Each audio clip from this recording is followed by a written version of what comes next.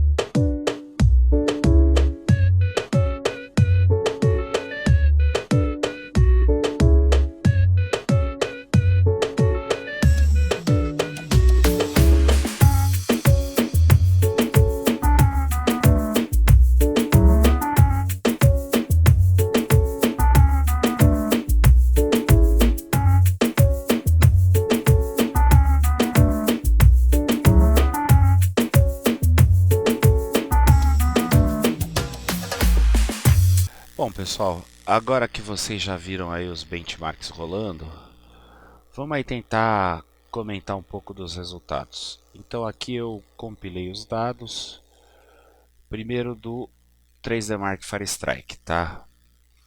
E tem algumas variações aí nos resultados que são devido a situações que acontecem durante o benchmark. Eu não tive como rodar várias vezes os benchmarks, tá? Mas o que a gente percebe é que no Firestrike as pontuações, tirando o default que tem pontuações gráficas um pouco menores, tá? Todas as outras situações, até mesmo com a memória no XMP, já ficaram bem próximas aí, tá?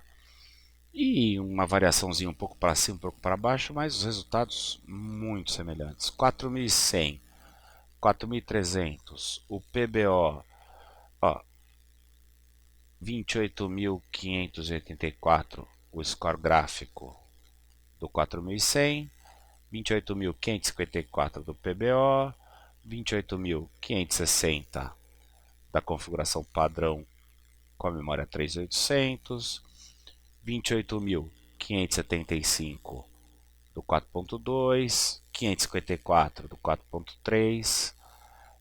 Variações em torno do mesmo resultado. Para mim isso aqui é tudo margem de erro, né? O PhysX é um score de CPU e aí escalou conforme o clock. Eu sei que está muito pequeno, mas com aqui a gente teve 73, aqui também, aqui já subiu para 77, com o PBO também 77, a 4100 teve o mesmo score do PBO, a 4.2 79 e a 4.3 81. E o score combinado também foi escalando perfeitamente, exceto no 4.3 que por alguma razão ele caiu. Mas esse teste combinado é muito comum, gente. Você rodar uma, duas vezes, quem roda esse benchmark sabe.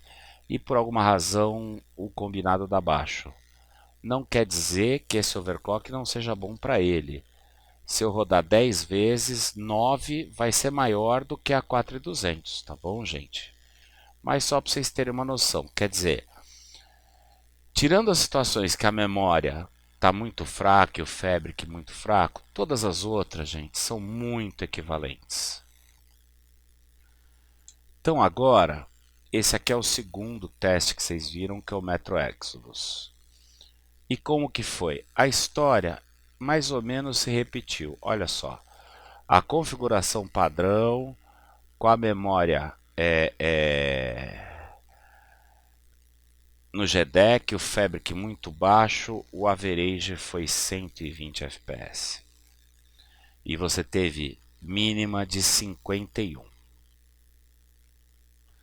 Com a memória no XMP e o Fabric a metade, 1500, a gente teve o average de 136 fps. E o mínimo e a mínima de 63, tá vendo? Com o overclock de memória Fabric, já subiu aí o average para 150 fps, tá vendo? E a mínima 71. Bom, com o PBO, a gente teve o average de 151 fps.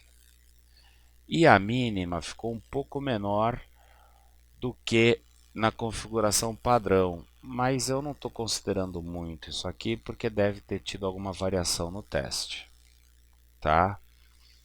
E aí, no overclock manual, os FPS escalaram conforme o clock, olha lá, 148, 151, 153. E os frame rates mínimos também ficaram, tirando esse aqui, 69.7, os outros dois acima de 70 fps, 72.3, 71.2, bem próximos, né? E o overclock 4.3 entregou a maior média de FPS do teste.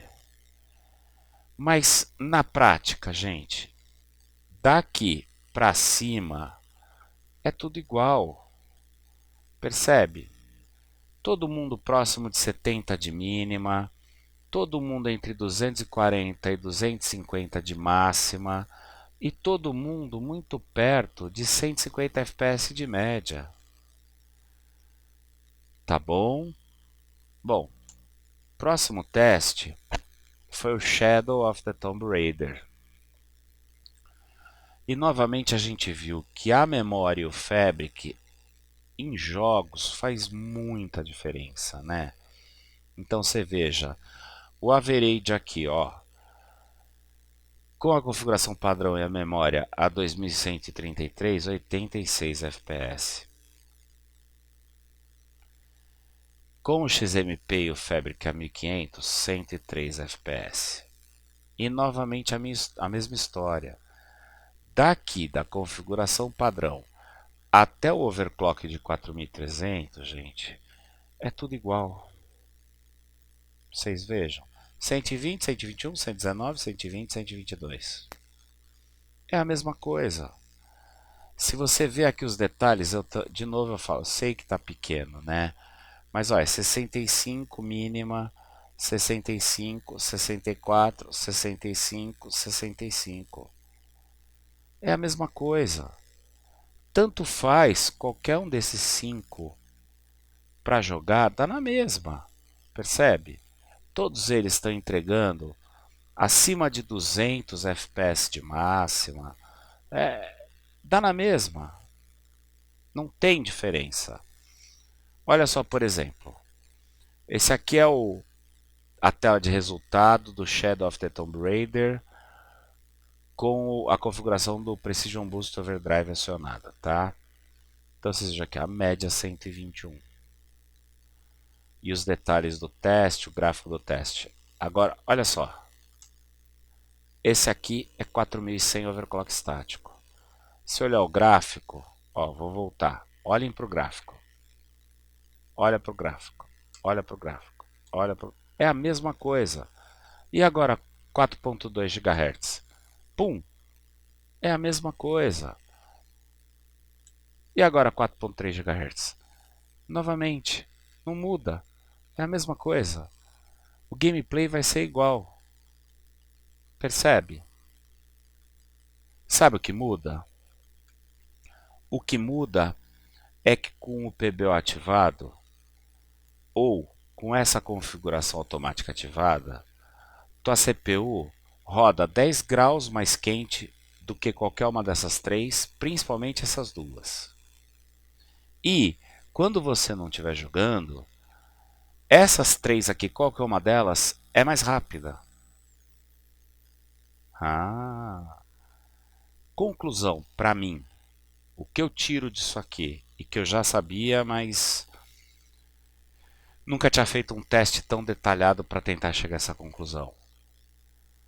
Não entendo o overclock automático da plataforma. Não consigo entender que isto aqui, ou este aqui, ou este aqui, muito menos, né? Mas que esses dois possam ser melhor que qualquer um desses três. Presta atenção. Com esse overclock aqui, se você olhar no gameplay, você vai ver que a temperatura da CPU está a 50 graus. Com este aqui, não bate 60. No máximo 60. Com esse aqui, está em 68. Com esse aqui, está em 66. Com esse aqui, chega a dar 1.5 volts para a CPU em alguns momentos. Com esse aqui, vai quase nisso também. Com esses daqui, não passa de 1.3 volts. Entende? Então a minha conclusão dessa segunda parte, desse segundo vídeo, é que para games, qualquer overclock no Ryzen de terceira geração, especificamente no que eu estou testando, no 3700X, de 4100 MHz para cima, com uma voltagem de no máximo, para 4.1 GHz, com uma voltagem de no máximo 1.2 volts para 4.2 GHz, com uma voltagem também baixa em torno de 1.2 volts. Ou, como é o caso da minha CPU, 4.3 GHz, 1.264 volts, é muito melhor do que qualquer overclock automático da AMD. Agora, se para você ter 4.1 GHz você tem que dar 1.3 volts, aí é outro caso. Mas 3 colegas fazendo overclock na casa deles, seguindo minhas orientações, overclock estático, conseguiram subir para 4.1 GHz com no máximo 1.2 volts, para 4.2 GHz em torno de no máximo um deles teve que dar 1.27 volts, o outro com 1.25 volts. E com isso, tem temperaturas muito menores e a mesma performance, ou melhor até, em algumas coisas melhor, em outras coisas a mesma, do que o PBO e do que a configuração padrão, tá bom? Queria lembrar vocês que todos esses testes eu fiz gravando tela com o Shadowplay do GeForce Experience, assim como no vídeo anterior também. Portanto, esses resultados servem de comparação entre si, mas não para você comparar com outros benchmarks de equipamento semelhante, porque o Shadowplay consome recurso do sistema, tá bom? Então é isso aí, espero que vocês tenham gostado. Dúvidas, sugestões e comentários, por favor, deixe aí nas conclusões. Quem precisa de ajuda para overclock aí dos Ryzen de terceira geração, dos Ryzen 3000, pode entrar em contato comigo nos comentários, tá bom? Não esquecer de curtir, compartilhar, inscrever no canal quem tiver interesse. Aquele abraço e até o próximo vídeo, pessoal.